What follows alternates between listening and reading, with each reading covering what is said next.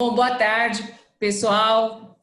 Boa tarde a todos e a todas. Sou Célia, gerente de RH da Pandurata e coordenadora da Associação Intercel, que muitos de vocês já conhecem, porém, como hoje temos muitos convidados, eu acho que vale a pena uma breve apresentação do grupo. O Intercel é uma associação de empresas representadas pelos seus profissionais de RH, cujo objetivo é promover a integração e o desenvolvimento dos profissionais de RH através de compartilhamento de boas práticas de gestão de pessoas. Nós somos apoiados por dois grandes parceiros, que é a Trilha Empregos, uma consultoria de trabalho temporário aqui em Guarulhos, e pela Unimed Guarulhos, e agradecemos muito pela confiança e parceria desses apoiadores.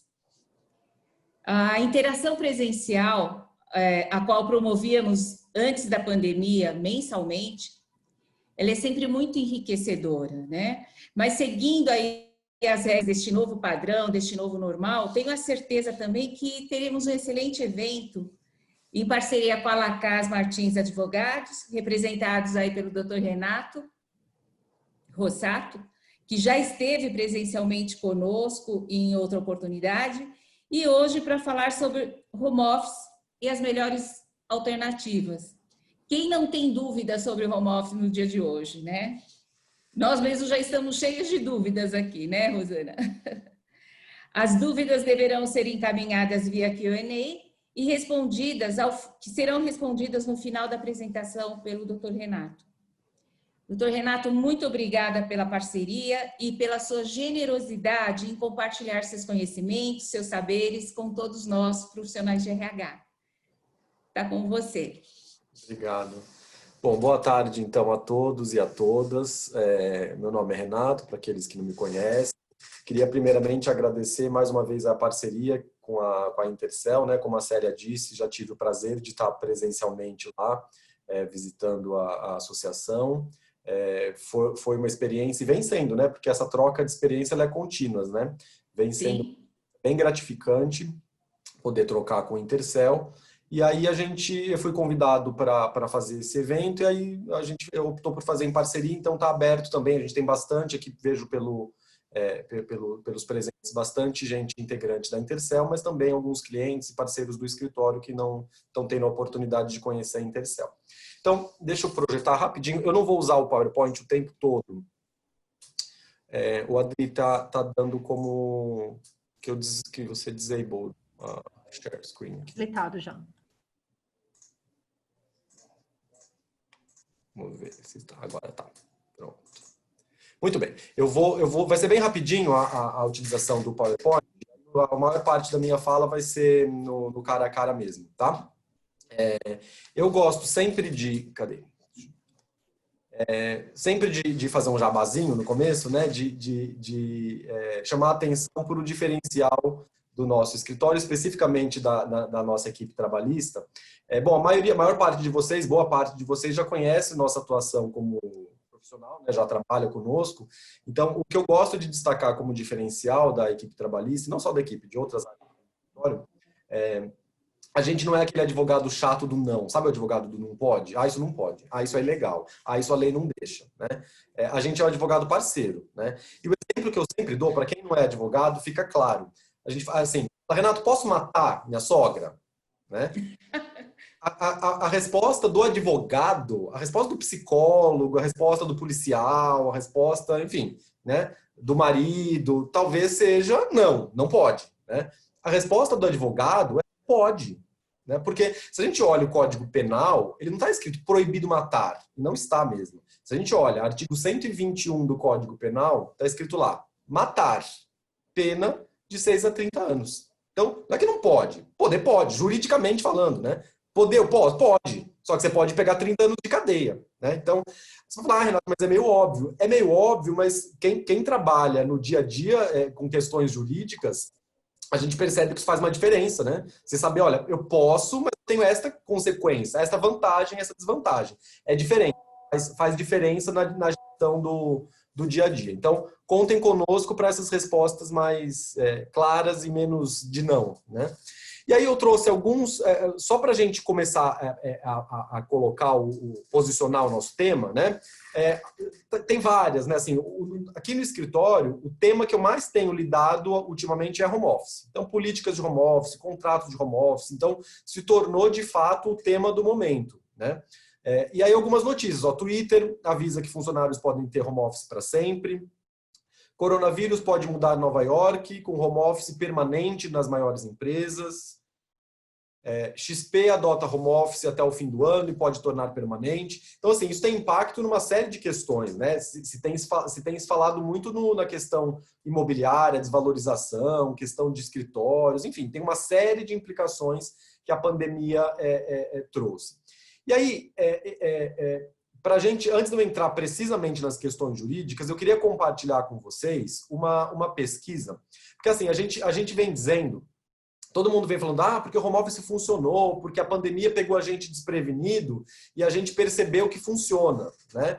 A gente tem meio isso como feeling, pelo menos é o que eu tenho ouvido na maior parte dos clientes, né? De que funciona, o pessoal está produzindo, etc.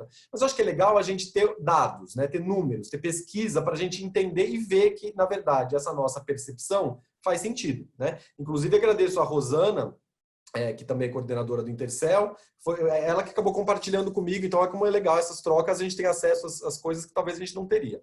É uma pesquisa recentíssima, agora de junho, né, dessa consultoria, uma consultoria de recursos humanos, Talentis Group, e a Fundação Dom Cabral. Então, a pesquisa é grande, e depois a gente vai compartilhar com vocês, após a apresentação, eu mando a pesquisa completa, tá? Eu peguei apenas alguns pontos aqui, senão a gente ia ficar muito tempo nisso. Então, primeiro, a pesquisa de junho foi feita com 1.070 pessoas, um perfil aí 43%, um pouquinho contrário da população real, né? Mas para a gente entender mais ou menos aí quem é esse público que está respondendo a pesquisa, né? 56% de homens e 43% de mulheres. A geração, eu acho que isso aqui é importante para a gente entender a questão de adaptabilidade, de maleabilidade, a própria questão da produtividade no home office, né? Então, para a gente ver que a maior parte das pessoas entrevistadas estão na geração Y, aqui eu me encontro, né? Nascidos entre 79 e 90, e o segundo grande bloco na geração X, ok? Depois, quando eu mandar para vocês, é interessante, vocês vão ver que a pesquisa inteira, ela vai detalhando pergunta, por geração e por faixa e por sexo, né? Aqui a gente não entrou em cada um, mas é interessante a gente ver como mulheres têm impactos diferentes. Eu nem quis entrar aqui, mas na questão de produtividade, que a gente vai falar já, a gente vê que as mulheres se autodeclaram como menos produtivas do que os homens, porque ainda, infelizmente, sobra para as mulheres cuidar de casa, cuidar de filhos, etc. O nosso país ainda tem esse peso machista da mulher ter esse tipo de responsabilidade, o que impacta, obviamente, na produtividade. Então, enfim, eu não vou entrar nessas questões todas de sexo, de geração, mas depois fica para vocês entenderem direitinho. Aqui um pouco sobre como está distribuído por cargo, né, a pesquisa. Então, o maior bloco aqui é o de supervisor, né? Então, veja que interessante, né? Assim, ainda que esteja todo mundo na pandemia, quando foi feito o recorte, percebeu-se que a maior parte dos empregados que estão em home office ocupam cargo de supervisão. Mas veja que os cargos operacionais, né, analista, especialista, assistente, ainda estão presentes também. Muito bem. Aqui, isso é importante a gente analisar para a gente entender os resultados lá na frente, como é que é esse ambiente familiar, né? Então, 10% das pessoas entrevistadas moram sozinhas, 28% moram com mais uma pessoa, 24% duas, 24% três, 10% quatro e 4% mais do que 4. Então, veja que, preponderantemente, a gente está falando de um grupo avaliado pequenos, são núcleos domiciliares pequenos, né? De 1, 2, 3 ou 4 pessoas, em sua grande maioria, né? Crianças, né? Veja, 59% dos entrevistados declararam não possuir nenhuma criança em casa, né? Dos que declararam que possuem crianças em casa, 25% tem uma, 14% duas, 1% três e 1% mais de 4. Então, veja que a grande maioria tem nenhuma e os que têm uma ou duas, né? O espaço, isso aqui, então veja, para a gente entender na questão da produtividade do home office, todos esses pontos são importantes. Onde você trabalha, com quem você trabalha, né? E aqui o local, né? Ó, como é o seu espaço de trabalho no home office? 47% das pessoas, praticamente a metade, disseram possuir um cômodo da casa reservado. 38% usam um ambiente comum, não é desprezível, né? É um número significativo. Está bem perto ali de 50%. Usam um ambiente compartilhado. 12% varia entre ao longo vários cômodos, né? 2% outros, 1% quem nunca, né? Trabalha no sofá. Eu também me enquadro às vezes nessa. Muito bem, impactos na produtividade. Veja que interessante, né? O que a pesquisa mostra é que quem tem criança em casa e quem não tem criança em casa, a diferença de produtividade não é relevante. Pelo menos a gente está falando de uma produtividade autodeclarada, né? Então, não é uma avaliação do supervisor, uma avaliação da própria pessoa. Então, veja aqui, para a gente entender esses percentuais, né? Do que a gente está falando? A pessoa 0% produtiva, ela não produziu nada, né? Zero. A pessoa 100% produtiva, ela é muito produtiva. Ela é produtividade muito alta, né? Então, a gente está falando disso. A pessoa se declara numa faixa de 0 a 100 quanto ela acha que ela é produtiva. Quem tem uma criança em casa, em média, se declarou 68% produtivo. Veja, 68% está na faixa considerada alta, né? Quem tem 2 crianças em casa, também a média foi de 68%. Então, veja, a existência de 1 ou 2 crianças em casa não afeta a produtividade autodeclarada. E para quem não tem criança em casa, uma ligeira um aumento de 73%, mas muito pequena, uma margem muito pequena. Então, o que indica a pesquisa é que a existência de criança em casa, pelo menos autodeclarada pelos entrevistados, não afeta a produtividade. Quantas vezes por dia você faz pausas, né? 11% uma, 35% duas, 29% três, 13% quatro. Veja que aqui eu acho que é importante a gente tirar um pouco o estigma, porque é isso, todos estamos aprendendo a lidar com o home office, né? O operacional, o gestor, o RH, o jurídico, o TI, está todo mundo aprendendo a lidar com isso. Eu ouço muito dos clientes falar, Renato, mas como é que eu vou ter certeza que a pessoa não vai parar ou ficar mais descansando e vendo sessão da tarde do que trabalhando, né? Óbvio que a gente tem questões de gestão, de produtividade, o trabalho precisa ser entregue, né? Mas eu acho que é um indicador importante. Veja, 35%, a grande maioria das pessoas, se a gente for somar aqui, né, aqui dá a imensa maioria, 2 ou 3 pausas, né?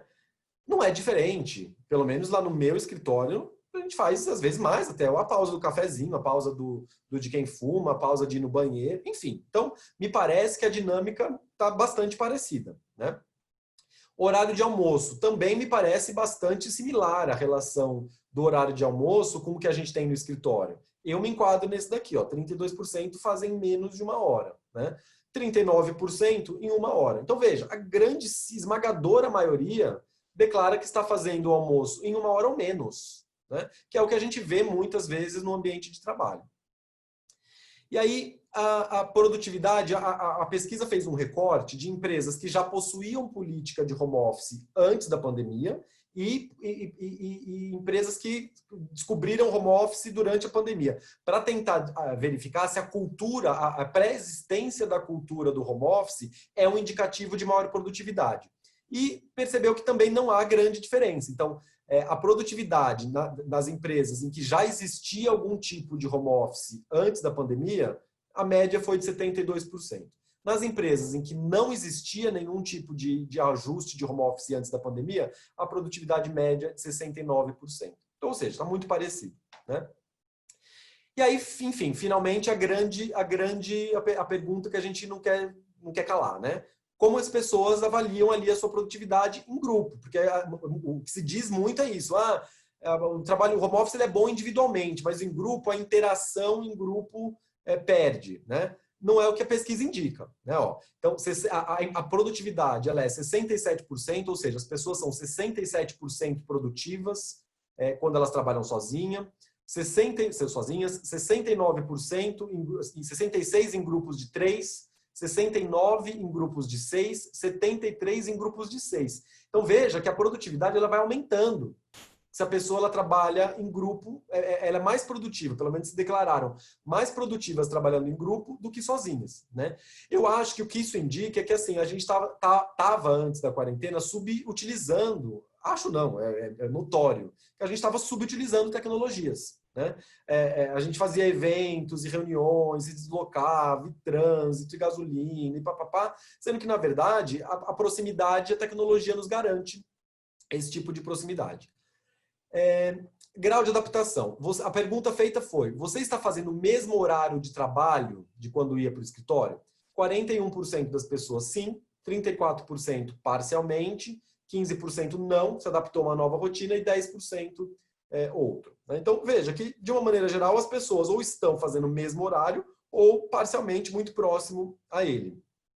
Nível de cobrança. Você sente que precisa trabalhar mais para mostrar a sua produtividade, uma vez que seu gestor não está acompanhando as suas atividades de perto? 47% discordam. Ou seja, 47% para praticamente metade das pessoas, elas não precisam trabalhar mais para mostrar a produtividade para o gestor.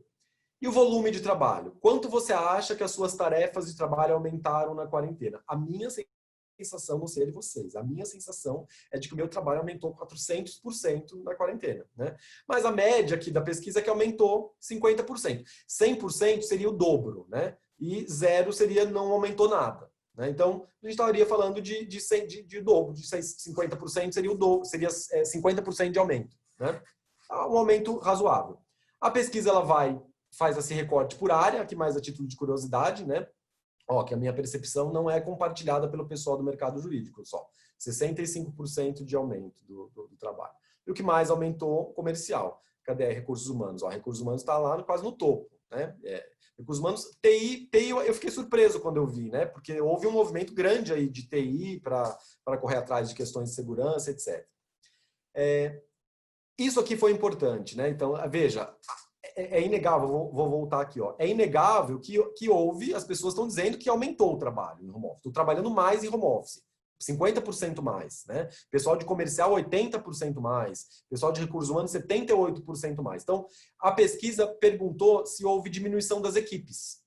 Porque se houve diminuição das equipes, talvez o aumento de demanda não tenha sido exatamente por conta do home office, mas tenha sido porque houve redução da demanda, por conta da crise, né? E, veja, 54% do mercado jurídico, aí você tem lá, varia bastante, né, por área, né, mas o nível de concordância de que o aumento do volume de trabalho decorreu da redução de equipes, né? Com que frequência você acredita que o home office é ideal? 2 vezes por semana, 3 vezes por semana? Então, veja, a maioria das pessoas acreditam que é entre 2 e 3 vezes por semana, né? Esse daqui eu acho interessantíssimo. Quando for possível voltar para a empresa, você gostaria de ter a oportunidade de escolher continuar trabalhando em home office? 91% sim. Tem várias outras pesquisas que falam sobre trabalho flexível, né? Acho que até na outra apresentação da Intercel eu apresentei essa pesquisa. O que é trabalho flexível, né? O grande indicativo, uma das maiores respostas é poder tomar decisão sobre o meu trabalho. Então, é isso. Então, não necessariamente é o home office, mas é poder optar pelo home office ou não, né? Porque a gente vai ver já que o home office pode não funcionar para todo mundo, né? Então, o próprio trabalhador pode falar, não, eu prefiro não, né? E para ele isso é flexível, né? Então, eram esses os pontos da pesquisa. Deixa eu tirar aqui a apresentação. Muito bem. Então, gente, assim, eu quis fazer esse introito para a gente ter mais ou menos essa base aí de dados, né, de como é que está o home office. De fato, a gente vem percebendo que há uma tendência de aumento do home office e, de uma maneira geral, salvo, de vez em quando a gente tem alguns artigos ou notícias de jornal, enfim, que vão contra o home office. Mas, em grande maioria, a gente tem visto uma boa aceitação do home office.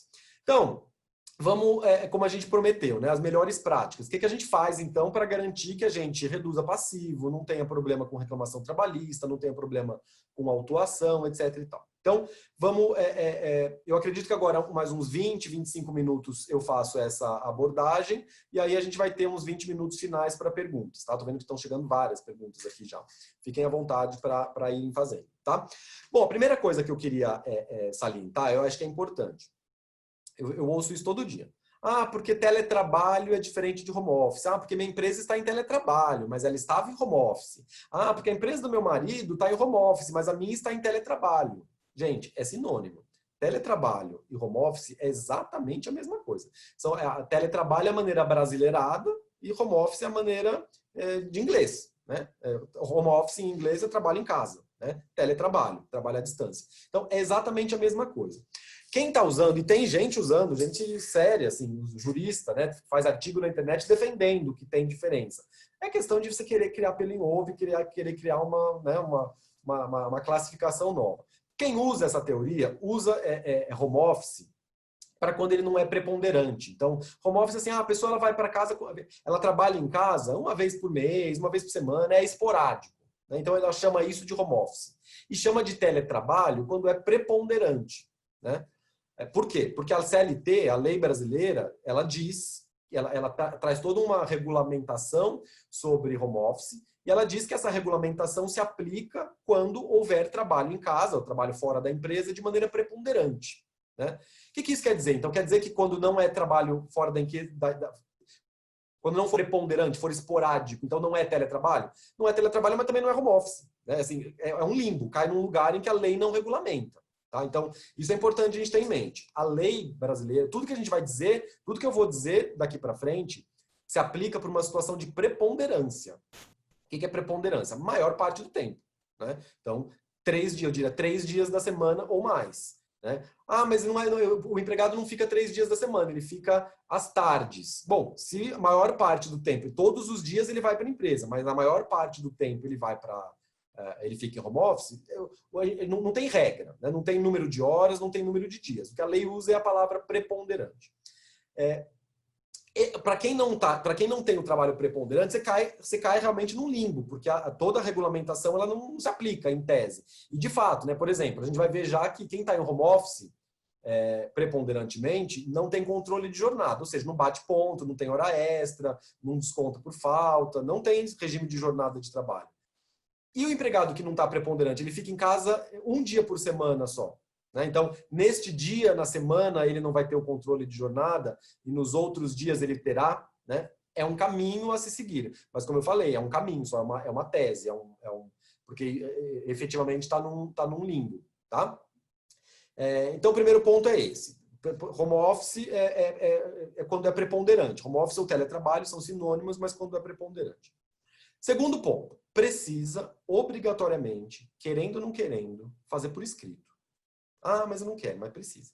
Por quê? Porque a lei falou que precisa. Então, se você não fizer por escrito, você não está cumprindo um requisito legal besta, porque você pode ter um modelinho padrão, só vai mudar o nome da pessoa, a data, etc., né, os dados bestas, mas a existência deste documento te dá segurança jurídica para o home office. Por quê? A gente vai ver que a gente tem 3 questões, basicamente. Questões de jornada de trabalho, ou seja, quem está em home office não tem direito a hora extra. Questão de despesas, quem paga o quê, né? Quem arca com os custos desse home office. E questão de saúde e segurança. Então, estas 3 questões precisa ter um marco. Bom, ele não vai ter direito a hora extra a partir de quando?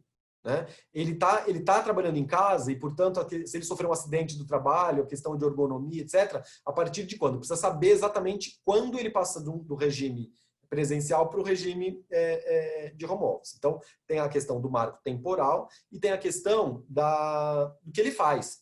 A lei diz claramente isso, é preciso detalhar quais são as atividades que vão ser feitas em home office. O que faz sentido quando a gente falar de acidente. Bom, eu preciso saber se a pessoa cai da escada porque ela foi pegar uma lata de ervilha no armário.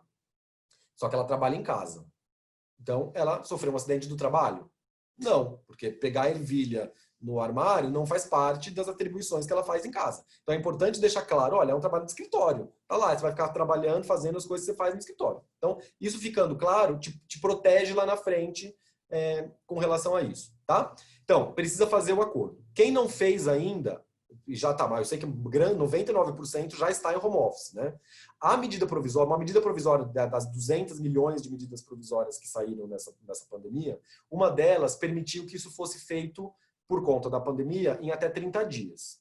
Como regra, o acordo ele é pré. Então, você faz o acordo, vamos entrar em home office? Vamos. Quando? A data que você resolver. Amanhã, semana que vem, mês que vem, a data que for acordada, né? Mas precisa ser feito antes. O acordo precisa ser assinado antes. Como foi todo mundo, Deus nos acuda, saiu correndo para ir para o home office, ninguém assinou nada, a medida provisória permitiu que fosse assinado com até 30 dias após o início do home office. Tá? Então, se você for fazer, você vai ter que fazer, a única alternativa seria fazer com data retroativa. Faz lá dentro de um lapso de 30 dias a contar da data em que você começou o home office. Okay? Para situações futuras, esse prazo de 30 dias não vale, é só para o que aconteceu durante a pandemia. Então, situações futuras, precisa assinar antes. Okay? E o home office, apesar dele ter sempre que ser formalizado por escrito um acordo entre empregado e empregador, a empresa ela tem direito de cancelar o home office unilateralmente. Então, veja, não é um direito do empregado. Okay? Se a empresa não gostou, porque o empregado não é produtivo, porque não entrega, porque não atende telefone, porque não está funcionando, então a empresa notifica, olha, fulano, você não está mais em home office. Okay? Esse aviso, durante a pandemia, é permitido com até 2 dias de antecedência. Por quê? Porque pode ser que amanhã, queiramos, assim, sonho, né? Que amanhã sai uma vacina e está tudo maravilhoso, vamos para todos saltitantes para a rua. Então, você notifica o seu empregado, daqui 2 dias está todo mundo no escritório. Né? A regra normal não são 2 dias, são 15 dias. Então, situação de vida normal, esquece pandemia, você pode notificar o empregado, com 15 dias ele tem que voltar para o escritório. Ok? O segundo ponto, horas extras. Como eu falei, via de regra, quem está em home office, a lei diz que não está sujeito a controle de jornada. Está lá na lei. A lei, o que ela faz, basicamente, ela equipara o empregado que está em home office ao empregado do cargo de confiança ou atividade externa. Então, da mesma maneira que o gerente não tem direito à hora extra, não tem controle da jornada de trabalho porque ele é cargo de confiança, quem está em home office também. Está, inclusive, no mesmo artigo da lei. É mais uma exceção de controle de jornada. Ok? Então, é uma faculdade que a lei te permite. O gerente, Renato, eu quero controlar o horário de trabalho do meu gerente. Posso? Pode. Qual que é a consequência? Paga hora extra para o seu gerente. No momento em que você abre mão da exceção prevista em lei, né, da faculdade prevista em lei, você entregou de presente para ele o regime, o sistema de jornada. Isso traz junto horas extras, traz junto adicional noturno, né? Todos os direitos previstos em horário de almoço, de 1 hora, proibição de trabalho ao domingo, enfim, todas as normas que têm a ver com jornada de trabalho, no momento em que você fiscaliza, você deu esse direito para ele. Então, o que isso significa? Eu acho que é um dos pontos mais cruciais, né? Muitas empresas preferem ou estão preferindo manter o controle de jornada para quem está em home office. A gente sabe que tem lá sistema de registro online, ponto eletrônico e tal. Posso? Pode, você pode. Mas significa que esse empregado está sujeito a hora extra. Então, mas ótimo, mas não tem problema, porque ele vai bater o ponto. Mais ou menos, né? Porque vai bater o ponto, vai ter alguém lá na casa dele para garantir que depois que ele bater o ponto, ele não continua trabalhando. Né? Então, veja, no momento em que você controla a jornada de trabalho do seu empregado, você está dando uma vantagem só para ele. Por quê? Porque você não tem controle, na verdade. É um controle que é psicológico, você acha que está controlando. Né? Nada vai impedir que este empregado, quando termine a relação de emprego, entre com uma ação trabalhista e leva um colega lá de testemunha e fala, não, lá na empresa, todo mundo batia o ponto no home office, mas ficava trabalhando até as 10 da noite. E você perdeu a hora extra para esse empregado. Então, salvo se você efetivamente conseguir controlar a jornada de trabalho, acho pouco salutar que você faça o controle de jornada de quem está em home office. Okay? Por isso que eu quis trazer antes essa questão da produtividade, porque a gente tem um pouco de... É meio preconceito mesmo, né? Falar, não é produtivo, etc e tal. Tem gente, assim, eu já dei um outro webinar sobre home office, inclusive foi com uma colega de RH, e ela abordou questões de gestão de pessoas, de motivação, retenção, marca da empresa. Está lá na nossa página do YouTube. vale a pena olhar. Uma coisa importante, interessante que ela falou na época foi: quem é produtivo, quem veste a camisa, vai vestir a camisa no home office. O cara que já não veste a camisa, vai continuar não vestindo a camisa no home office. Né? Então, a gente tem que entender isso, assim, não dá para fazer milagre. Né? Não é o fato de você controlar a jornada de trabalho dessa pessoa que ela vai virar a mais produtiva do mundo. Talvez para determinada pessoa o home office não funcione. Ponto. A gente vai ter que lidar com isso. Né? Então é isso. Tá? A jornada de trabalho se for controlada, ela dá de presente para o trabalhador todos os direitos previstos na lei. Inclusive controle informal, tá? Então não precisa ter o ponto, o controle assim sabe, fulano, ó, WhatsApp, fulano, cadê você? Olha, de novo, 8 horas você não estava online, né? Qualquer forma de controle, ainda que informal, atrai o regime de controle, de jornada, ok? Equipamentos. A empresa é obrigada a fornecer equipamentos, né? Veja, a lei, quando essa regulamentação toda sobre home office foi inserida na CLT em 2017, com a reforma trabalhista. Quando isso entrou na CLT, ela não fala nada, ela assim, são 5 ou 6 artigos bem pequenininhos, é bem curto e grosso o negócio. Ele não fala claramente, olha, a empresa tem que fornecer o computador, o telefone, a internet, a luz, a cadeira ergonômica com ajuste de encosto. Não fala nada disso. A única coisa que ela fala as partes precisam, neste acordo que você vai celebrar aí por escrito, precisa definir as regras sobre fornecimento de equipamentos e reembolso de despesas. Ponto. Quando você fala regular as regras, não quer dizer quem tá dando o quê. Então, isso quer dizer, você é obrigado a fornecer? O empregado, se ele tem uma mesa ergonômica, ele já tem ali. Você precisa fornecer? Não precisa. Ele não está tendo nenhuma despesa. Né?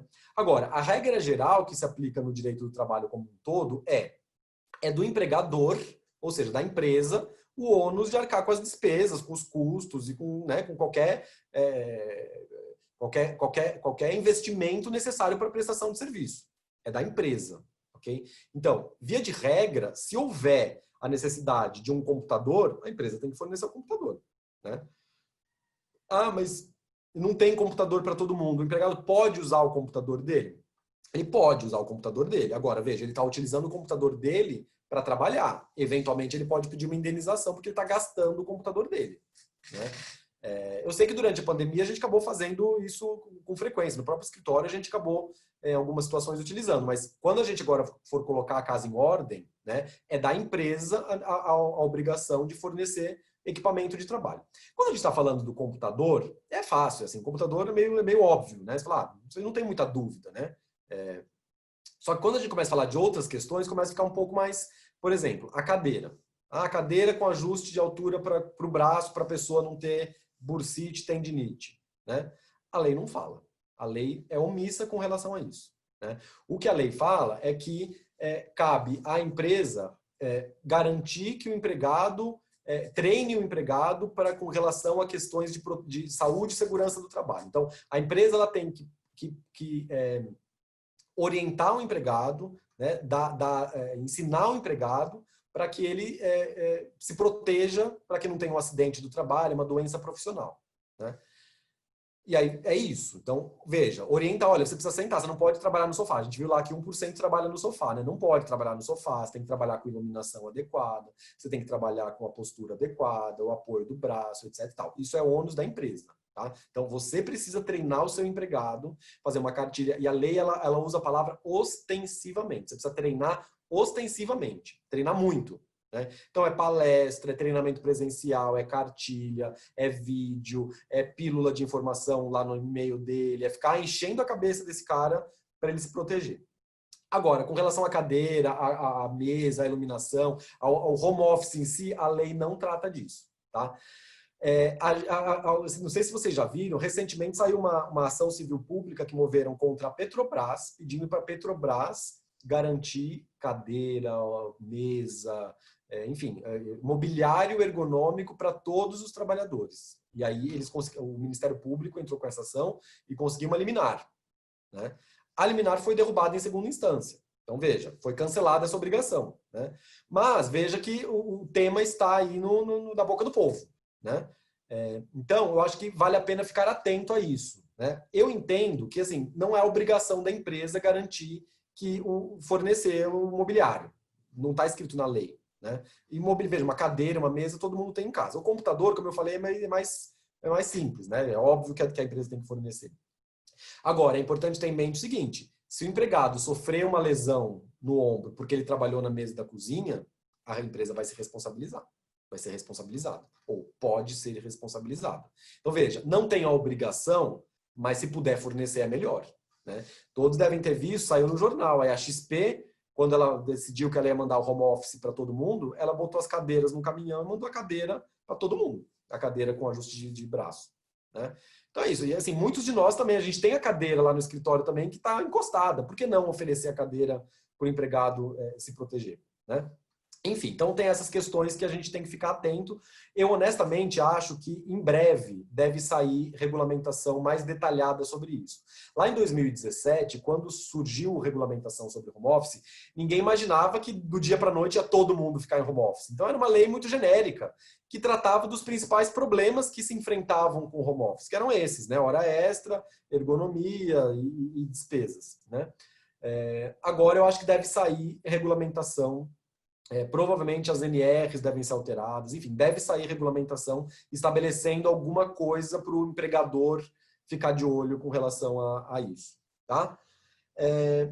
E aí, para encerrar, duas coisinhas apenas. Primeiro, acidente do trabalho. Né? Se o empregado sofre um acidente do trabalho em home office, é acidente do trabalho? É. Agora, precisa ver o que é acidente do trabalho. Primeiro, só é acidente do trabalho. E isso já vale, inclusive, para a empresa, né? Para quando o empregado está presencialmente. Só é acidente do trabalho quando há incapacidade laborativa. Então, veja, o empregado tem que ficar incapacitado de trabalhar. Seja por um dia, seja por 2 dias, seja por 15 dias, seja por um mês. Mas tem que haver uma incapacidade, o famoso atestado. Ele foi no médico e o médico falou, olha, você não pode trabalhar. Está aqui um atestado médico. Né?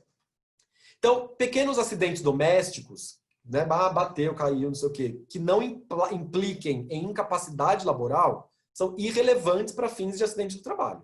Okay? Como são também na empresa. Se deu uma topada na mesa lá, putz, mas bateu a perna, mas tá, você conseguiu, tomou uma água e voltou normal? Voltei, imagina. Então não é um acidente do trabalho. Okay? Então esse é o primeiro ponto. Para que a gente olhe para a residência da pessoa, identifique um acidente do trabalho, primeiro ela tem que ficar incapacitada. Okay? Segundo, esse acidente que foi incapacitante tem que estar relacionado ao trabalho. Ok? O grande problema é como a gente faz essa correlação, porque a pessoa está lá na casa dela e não tem testemunha, não tem uma câmera em cima. Né? Então, ele pode ter subido, foi pegar a lata de ervilha e falou que estava trabalhando. Agora, é uma questão meio de lógica também. Né? Ninguém quebra a perna sentado numa cadeira na frente de um computador. Né? Então, um profissional de escritório, muito assim, a grande maioria de nós que trabalha sentado no computador, é muito mais provável que vá pelo caminho de LER, de esforço repetitivo, de tendinite, de coisas assim, do que um acidente de caiu e escorregou. O caiu e escorregou fica muito fácil defender que não é do trabalho. Né? Porque não é pelo simples fato de ele estar em casa que ele teve o acidente. Tá? Então, mas precisamos ficar atentos, por isso que é importante orientar, treinar, né? Passar normas de iluminação, normas de, enfim, normas de segurança, que hoje não é muito preocupação no dia a dia de divulgar isso para os trabalhadores, é uma preocupação do RH, uma preocupação do segurança do trabalho. Né? Agora, RH e segurança do trabalho, medicina, né, o SESMIT, precisam se unir, precisam bolar uma cartilha maravilhosa e ficar ali em cima dos empregados. Ok? E aí, por último, antes da gente passar para as perguntas, que eu estou vendo que tem um monte, vocês estão filtrando, né, meninas? Que eu não sei se vai dar para a gente responder todas. Né? A última pergunta é indenização. Bom, precisa pagar? A pessoa está gastando a internet, ela está gastando energia elétrica, ela está gastando, né? Ela está tendo despesas. Precisa pagar? A regra geral é a seguinte: toda despesa relacionada ao trabalho precisa ser paga pela empresa. Então, o empregado não tem que pagar para trabalhar. Né? Então, é da mesma maneira que o computador. Ele pode usar o computador dele? Pode, mas ele pode pedir uma indenização, porque ele não é obrigado. Né? Ele vai gastar o computador dele para trabalhar. Então a gente precisa de bom senso aí, né? Eu gosto de me usar de exemplo. Por exemplo, eu estou trabalhando em home office desde o dia 16 de março, ok? Eu já tinha um pacote de internet contratado e eu não precisei contratar nenhum pacote de internet, nem aumentar, nem nada. Estava lá. Então, qual foi o custo adicional que o Renato passou a ter com internet por estar trabalhando em casa? Zero. Porque eu já tinha, a minha conta de internet permaneceu estável. Eu não tive nenhum investimento. Então, se eu fosse empregado seletista do escritório, eu precisaria ter uma indenização de internet? Obviamente que não. Né? Agora, vamos pensar um empregado que não tinha o pacote de internet, ou tinha um pacote de internet que não aguentava. Né? Aí toda reunião de equipe ele caía, Ele, putz, vou ter que aumentar o meu pacote. Então, esse camarada tem direito a uma indenização, porque ele precisou ter um custo que ele não tinha antes. Ok? Energia elétrica é a mesma coisa. A energia elétrica é mais difícil de mensurar. Né? A minha energia elétrica, como a maioria de nós, teve um acréscimo, mas também eu estou em casa o tempo inteiro, cozinhando em casa, enfim. Né? Então, é meio isso. A gente precisa ter um bom senso. Né? O que realmente é relacionado ao trabalho, o que foi uma despesa do trabalho ou não. Via de regra, assim, me parece que esses custos acabam sendo marginais. Veja, um laptop, não sei o quanto isso impacte. Né? Mas é importante a gente ter em mente isso. Assim, a gente pode ter pleitos de empregados que dizem, eu quero que você pague um pedaço da minha energia elétrica, porque agora eu trabalho em casa. Né? Como que a gente vai se defender com relação a isso? A gente vai ter que, talvez valha a pena até, inclusive, conversar com o pessoal de TI, etc., de fazer laudos de quanto é que gasta por mês um laptop, né? Um pedaço, uma lâmpada. E aí a gente fazer uma proporcionalidade, se for o caso, e pensar nessa indenização, ok? Nos contratos que eu fiz até agora de pandemia, muitos deles as empresas optaram por não fazer nenhuma indenização, e a gente colocou olha, o custo com internet, o custo com internet eu já tinha, e o custo com eletricidade ele é marginal, é muito pequeno, então fica por isso mesmo. Ok? Gente, eram esses os pontos principais que eu tinha para abordar.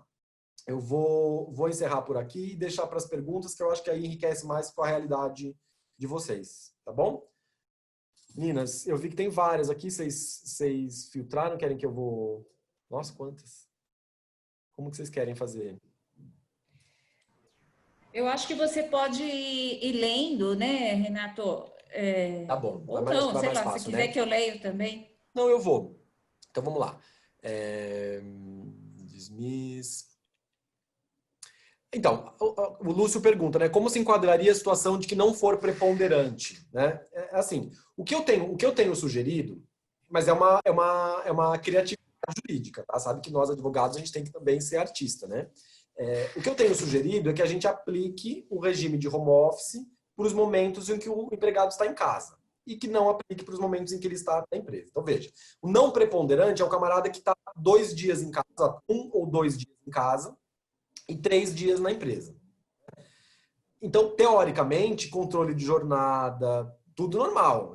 Essas situações todas que a gente está tratando não se aplica, porque a lei fala que se aplica para o preponderante. Né?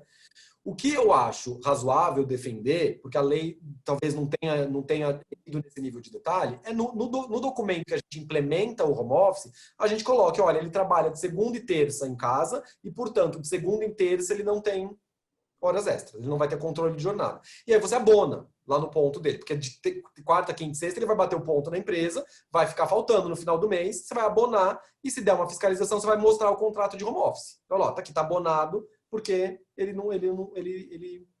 estava no home office. É o que me parece ser o mais razoável. E o resto, vá adiante. Eu acho que é melhor pecar pelo excesso. Então, faça o contrato, né? Faça o treinamento, faça tudo, né? Como se fosse o home office. E aí, eu acho que a hora extra é a maneira que tem como lidar é essa. Ok?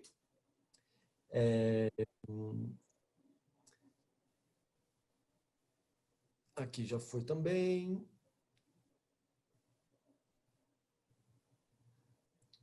Olha, a pergunta é regra não ter o controle de jornada? Assim, não sei se eu entendi a pergunta. A questão é, a lei permite, a lei faculta o não controle de jornada. Ela permite que você não controle a jornada. Ela te dá essa alternativa. Se você quiser controlar a jornada, você pode. Mas é aquilo que eu falei, só é bom para o empregado. Porque no momento em que você começou a controlar a jornada, você falou para ele, ó, você é um empregado que tem direito a horas extras, você é elegível a horas extras. Essa é a mensagem que fica quando você controla a jornada. E aí, esse controle de jornada, que vai definir se ele tem ou não horas extras, é um controle frágil demais. Porque você não tem como garantir efetivamente que ele trabalhe. Salvo se você tiver, por exemplo, ele usa o laptop da empresa para trabalhar, logado no sistema da empresa e quando dá 18 horas derruba ele. Aí tudo bem, porque aí você tem efetivamente... Agora, ainda assim ele vai poder falar, mas eu fiquei fazendo um relatório, eu fiquei fazendo um call. Né? Vai ter a brecha sempre para discussão. Ok? Fazer em política, aditivo contratual ou convenção coletiva. A lei fala em aditivo ao contrato de trabalho. Tá? Então, a lei fala expressamente em aditivo ao contrato de trabalho. Se você tiver uma convenção ou acordo coletivo, que é um acordo sindical, ele acaba por substituir. Né? A gente tem agora com a reforma trabalhista que prevalece o negociado, o negociado sobre o legislado. Então, se o acordo coletivo prevê de uma forma diferente, vá no acordo coletivo. Ok? Política. Posso ter uma política detalhada, com as regras, etc. e tal, e um aditivo individual só aderindo à política? Super pode. Então, você não precisa detalhar, fazer individualmente 20 páginas cada aditivo. Você faz uma política grande, coloca lá suas regras, e o empregado adere fazendo referência à política. Mas lembrando que ele precisa colocar a data e quais as funções que ele vai fazer lá. Ok? Em caso de jornada parcial de trabalho, como ficaria a questão do controle de jornada? Então, não ficaria. A gente tem que desassociar. Né? O empregado que está em home office, ele está em home office, ele não tem controle de jornada. Então, pode ser que ele trabalhe 6 horas, pode ser que ele trabalhe 10. É a mesma regra do cargo de confiança. Né? O empregado, o gerente, né? O coordenador, o supervisor, o que tem cargo de confiança, pouco importa para a empresa se ele está trabalhando 8 horas por dia, 7 horas por dia, 10 horas por dia. Né? Sabe o chefe que faz 3 horas de almoço? Porque ele é o chefe. Ele é o chefe porque ele não tem controle de jornada, porque ele fez 3 horas de almoço, mas ficou trabalhando até as 10. Né? Então, a grande questão do não controle de jornada é que a própria pessoa passa a ser o responsável por administrar a sua rotina. Então, o empregado, ele tem que ser, ele vai administrar o empregado e o gestor, né? Tem que fiscalizar. O chefe vai controlar aquele empregado pelas entregas. O fulano está produzindo, o fulano está entregando, o fulano está respondendo o que tem que responder. É isso. Se ele tiver... mas ele respondeu e fez em 4 horas. Sorte dele. Né? A lei não te dá uma alternativa diferente disso. Ok? Mas o fulano não tá produzindo, não está entregando, não tá bom o negócio. Talvez a solução, então, não seja controlar a jornada dele. Talvez a solução seja mandar ele para o presencial. Ou desligar, infelizmente. Eu não gosto de falar desligar, mas enfim. Renato, sim. Tem uma pergunta aqui, Diga. Que ela está fora do nosso... Que a Ellen de Almeida Lopes, ela está perguntando. Sou profissional de segurança do trabalho e gostaria de tirar uma dúvida. Quais as práticas as empresas estão adotando para os casos de quem não segue os protocolos de saúde e segurança dos funcionários para fazer a jornada mista, presencial e home office?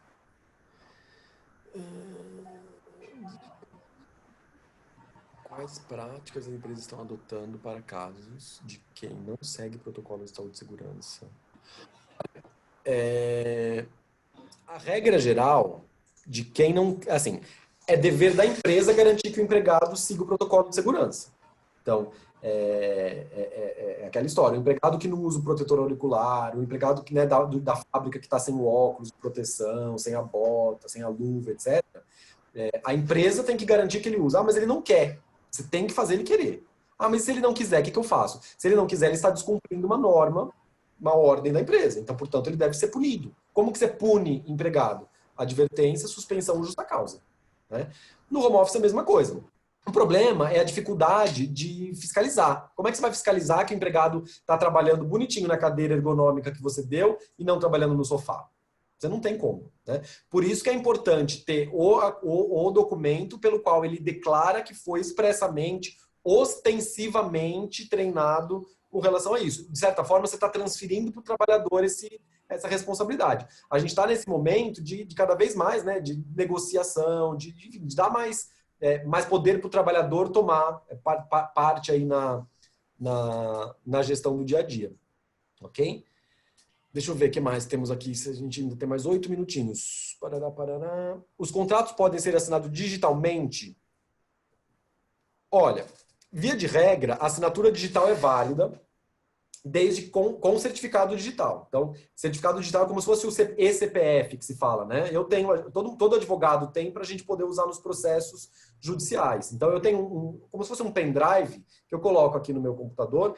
Se eu for assinar digitalmente um documento, ele vai ler esse pendrive e vai ver que sou eu que estou aqui, e precisa de uma senha, né, pessoal. Então, quando você tem o certificado digital, sem dúvida nenhuma é válida. Zero dúvida, ok? Sem o certificado digital, basicamente ele vai dizer, olha, no dia tal, no dia 20, às 17h53, eu mandei um documento por e-mail renato@lacaz e ele foi assinado, clicou em assinar na máquina tal, né? É um caminho, assim, não dá para te dizer que não vale. Assim, existe a possibilidade do empregado alegar que não foi ele que assinou. Ah, não foi, mandou por um e-mail, esse e-mail não era meu, enfim, né? Mas eu acho que cada vez mais a gente está indo por um caminho de digitalizar. Então, talvez seja um caminho sem volta, mesmo sem o certificado digital. Em relação à conta telefônica e internet, acho que respondi. Alimentação que era fornecida em refeitório. Uma boa pergunta. Essa aqui sempre vem quando fala de home office. Assim, alimentação... Vamos primeiro, antes do refeitório, né? Vale refeição. O vale refeição, várias empresas que querem suprimir o vale refeição em home office, falam, mas isso aqui ele serve para se alimentar na empresa. Não, serve para se alimentar, né? Então, o empregado também se alimenta em casa, né? Mas em casa ele pode fazer um omelete ele mesmo, né? Mas ele tem que comprar o ovo, se ele for fazer um omelete. Ou, quem falou que ele não sabe fazer omelete, né? Ele pode pedir um omelete no iFood para entregar em casa, né? Então, não há dúvida nenhuma de que o VR precisa continuar sendo mantido, né? É um benefício, não tem por que cancelar. Quando a gente está falando de refeitório, né, a gente tem duas situações. Primeira, esse refeitório ele é fornecido porque você tem um acordo coletivo que manda que você tenha ou seja, é um acordo sindical que estabelece a obrigatoriedade desse refeitório. Se for, você tem que conversar com o sindicato. Porque aí é um benefício que você não tem mais como cumprir, e aí o sindicato provavelmente ele vai negociar que você forneça um vale-refeição. Ok? Se você não fornece por acordo coletivo, você fornece discricionariamente. Você é uma empresa cidadã e tem lá o refeitório por conta própria.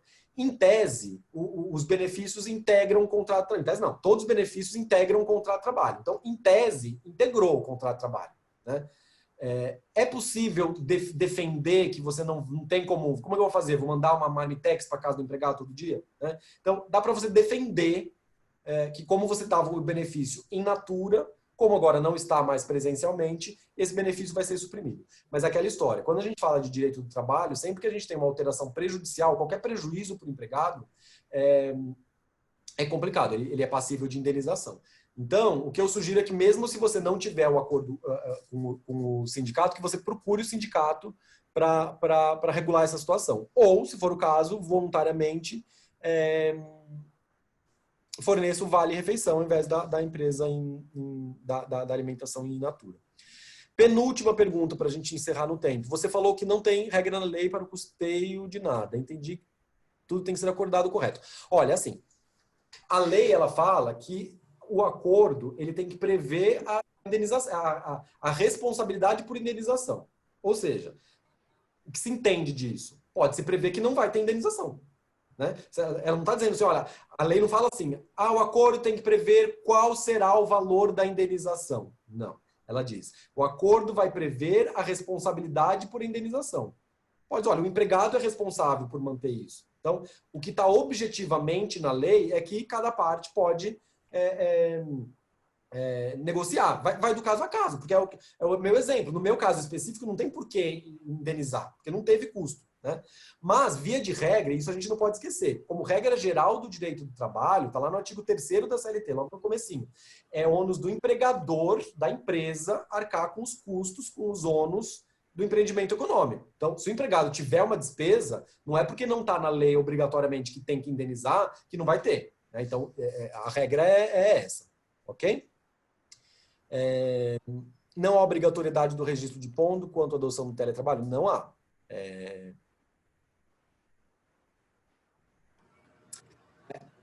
Pode haver questionamento em reclamação trabalhista requisitando horas extras? Qual a segurança jurídica que a empresa tem? Pode, assim, reclamação trabalhista sempre vai ter, né? O empregado vai poder... O primeiro empregado ele vai poder dizer que... Ele tem dois caminhos. Ele vai poder dizer, olha, essa lei que fala que quem está em home office não tem hora extra é nula, é inconstitucional. Portanto, eu quero hora extra. Okay? Aí é uma discussão mais profunda sobre constitucionalidade da lei, né? Eu acho que é um caminho, enfim, tortuoso para esse empregado. O segundo caminho que esse empregado pode dizer é o seguinte, olha, apesar de eu estar em home office, controlavam a minha jornada de trabalho e, portanto, eu quero hora extra. Okay? Então, mas se eu não controlei a jornada de trabalho, ele pode alegar que trabalhava 12 horas por dia? Pode, mas a sua tese de defesa, da mesma maneira que um gerente às vezes pede horas extras e fala que trabalhava 12 horas por dia, o que você defende? O que a gente, advogado, defende? Fala, trabalhava mesmo, 12 horas por dia, mas ele era gerente. A gente vai defender tá aqui a lei, ó. A lei diz que ele não tem direito a hora extra. Esse é o caminho, tá? Agora, nível de segurança jurídica. A gente está falando de uma situação nova. Né? Então, assim, não dá para eu garantir para você, olha, é blindado. Né? Ainda mais falando de Brasil, de direito do trabalho, blindagem não é uma palavra que combina muito. Tá? Mas a gente vai ter que... Eu acho que cabe a nós, gestores de pessoas, né, fazer acontecer da melhor maneira, da maneira mais com boa fé possível, porque aí a gente constrói a jurisprudência boa. Se a gente começa a fazer errado, daqui a pouco a jurisprudência fala, tá vendo? Olha só, as empresas não fizeram direito. Então, tá vendo? Olha lá, botaram as asinhas de fora. Então, agora vamos dar hora extra para todo mundo. Então, é um pouco no nosso papel garantir a segurança jurídica. Né? Gente, acho que é isso. Não sei se tem mais alguma pergunta aqui no chat que vocês estavam vendo. No chat eu não consegui ver. Mas acho que não, né? Não, que você não tenha respondido, não. Tá bom. Gente, então, é isso. Mais uma vez, eu queria agradecer ao Intercel, a Célia, a Rosana pelo convite. É um prazer estar aqui com vocês. Ver bastante gente amiga e conhecida aqui presente. Estou à disposição, contem comigo sempre que precisarem. E é isso aí. Tá? Não sei se quiser dar alguma palavra final, Rossélia. Renato, é sempre um prazer te ouvir. Você é muito generoso com os teus conhecimentos. Eu acho que enriqueceu bastante, tiramos dúvidas. Vai ter outras dúvidas, mas o que importa é que nesse momento de pandemia nós temos mais união, parceria e generosidade, assim como você fez hoje com a gente. Muito obrigada, viu? Muito obrigada, Imagina, valeu. Gente, eu que agradeço. E para os associados do Intercel, nos vemos no Conar Digital na próxima semana. E o mês que vem teremos um jogo virtual, também nesse formato aqui, estão todos convidados aí a participar. Obrigada, boa tarde a todos, fiquem bem, mantenham a distância social necessária para o momento, usem a máscara e higienizem as mãos. Fiquem com Deus. Tchau, tchau. Tchau, gente. Até.